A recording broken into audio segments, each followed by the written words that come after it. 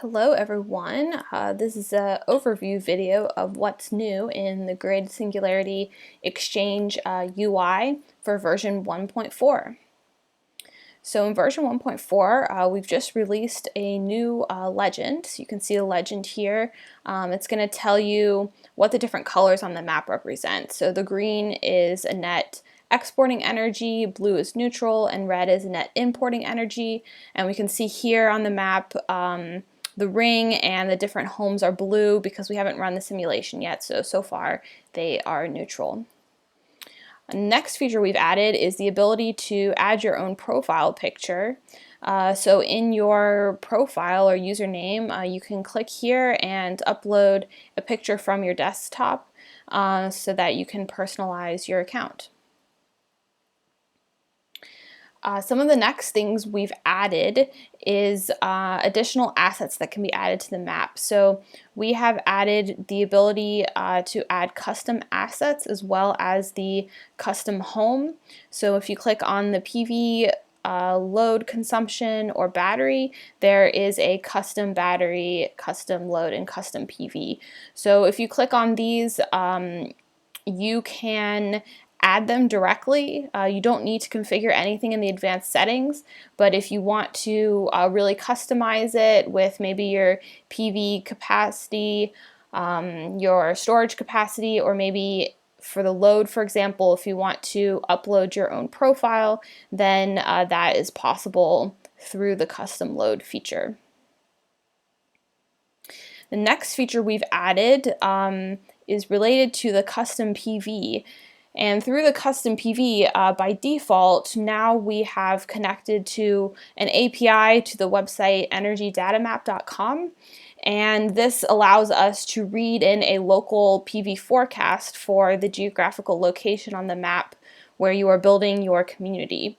So this is really exciting that we can use real energy forecasts to inform the PVs, and users no longer have to upload their own profiles for their PV production or be responsible for having that energy data.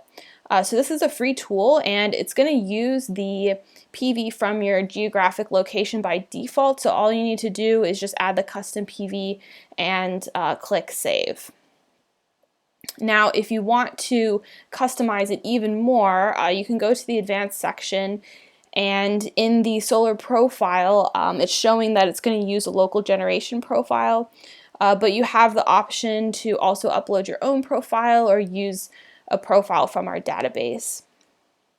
And if you're using the local generation profile and say you're trying to estimate some things, maybe you have a PV on your rooftop already, or you know some more details about the PV, you can set the orientation, maybe the tilt of your home, for example.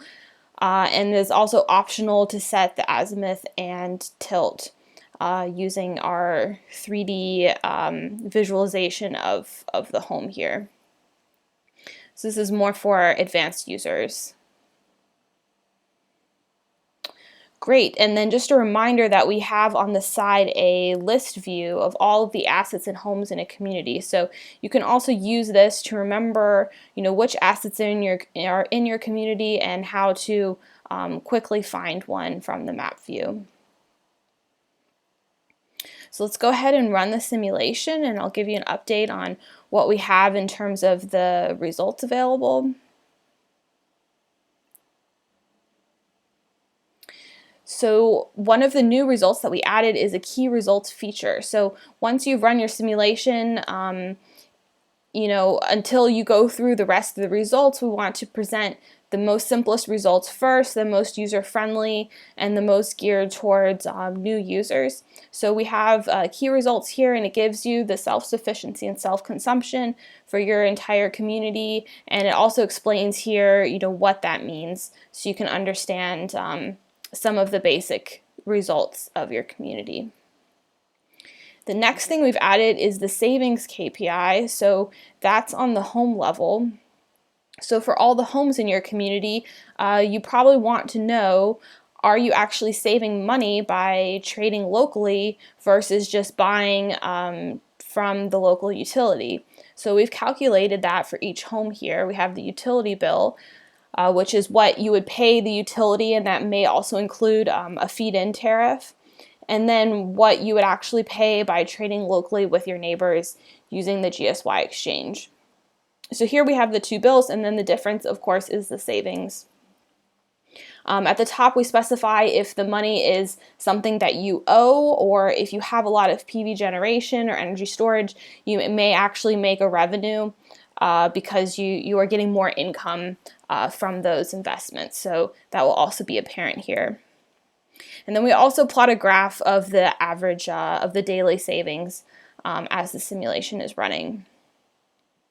So you should be able to look here and see the savings for each home, what the total energy bill is, and hopefully you don't see any losses here. As a final new result, for all of the assets, we've added a key asset result or summary at the top here. So now we tell you in easier to read language, exactly how much energy this PV has sold and what was its income. And then we also give the average price per kilowatt hour that the PV sold its energy for. So we have this overview for PVs, and then we also have it for loads, in which it's the opposite, how much energy the consumption profile or load has purchased, what was the total cost, and what was the average price that they paid. And then the most detailed one is for the battery, and that gives you a lot of information about your battery. What is the current state of charge, how much energy is currently stored in your battery, how much kilowatt hours it has traded during the simulation runtime, and what the total income is. And so we'll be able to see the average buying and selling price of the battery as well to know if it's making economic decisions based on its strategy. So I think that sums up the new features. As always, we are interested in your feedback and experience using our platform, so please don't hesitate to reach out on our Slack channel for more feedback and news from us. Thanks.